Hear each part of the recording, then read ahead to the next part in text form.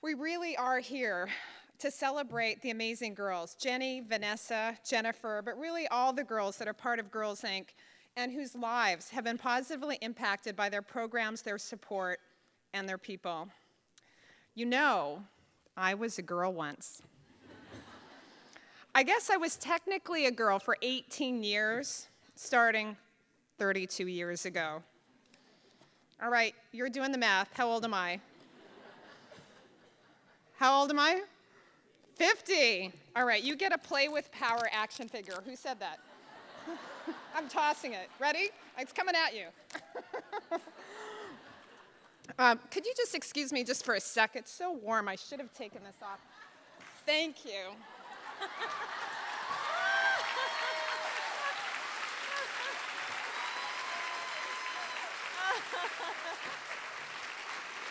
Have you seen that Amy Cutter power pose thing? Ted, okay, you got to Google that. Amy Cutter power pose. That's my power pose.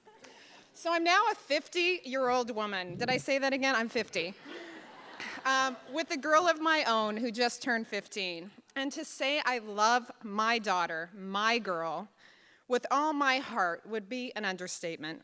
And I love my son, of course, with all my heart, too. She and he are two of the reasons I do what I do. But I do what I do not only for her, but for all the girls and all the women, and frankly, all the boys and men too.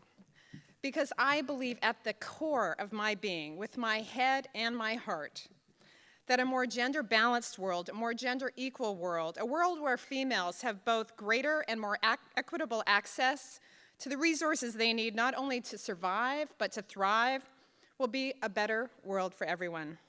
That sounds pretty lofty.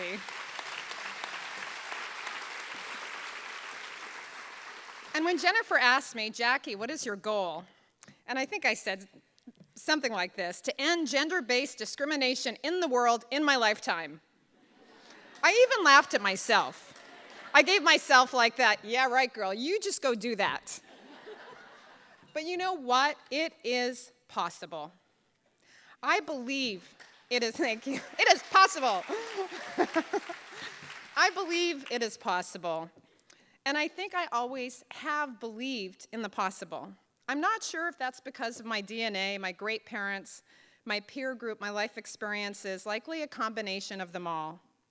Yet growing up in the 1960s and 70s in a small town in Canada, my world was certainly not big. Remember Brady Bunch, Little House on the Prairie, 2 channels, no cell phone, no internet? That was my world.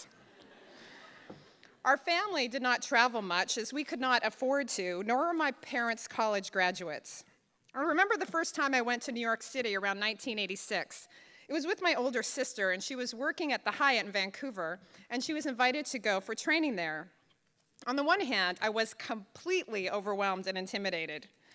But on the other hand, I was a finance student at the University of British Columbia, and as I literally walked down Wall Street, I thought, possible. I ended up in New York 2 years later as an analyst at Goldman Sachs. Over time, I began to think, partner?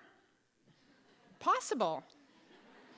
There were so many times I almost quit, and the Ellen Pao case against Kleiner Perkins struck close to home, as I was sexually harassed pretty severely by a boss at the time, a story I've really never told publicly, and I almost quit. But I end up clinging to the idea of the possible, and 8 years into my career, as Jennifer said, I became the youngest woman and first female trader in over a 100-year history of Goldman Sachs to become partner.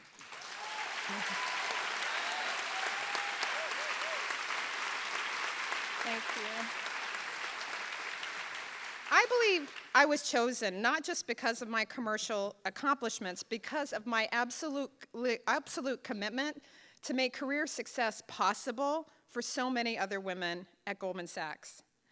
So I left in 2002 to pursue a second career in philanthropy and social change work. I hoped it might be possible for me to find a community of women who shared my values and were as committed as I was and am to eliminating gender-based hardship and discrimination. Then I found Women Moving Millions. And through the 225 women and a few great men, I have come to know that our members and the hundreds if not thousands, of people I have been so blessed to be connected through this life calling, I now know that that dream is possible, not just because we want it or will it or pray for it or hope for it, but because we do it. We do it. We do it by giving big, generously to organizations like Girls Inc. that are actually doing the work and changing lives. By giving more than just our money, but our time, our influence, our skills, our networks, our leadership, and clearly so many of you are doing that today. We can do it by bringing all of that into an alignment around a central purpose. And by working together, supporting one another, and holding each other accountable for being the very best, most generous, most authentic selves we can be.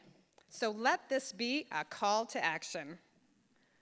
Let's do what Girls Inc. invites us to do, all of us to do, and not just the girls, to be strong in standing for something big, for a better world for our girls, to be smart in aligning not just our giving dollars, but our investment dollars and our purchasing power with our values for gender equity, and to be bold in our leadership and in our commitments to self, to others, to be all that we can be. My goal, Jennifer, to eliminate gender-based discrimination in my lifetime. It's possible. Thank you.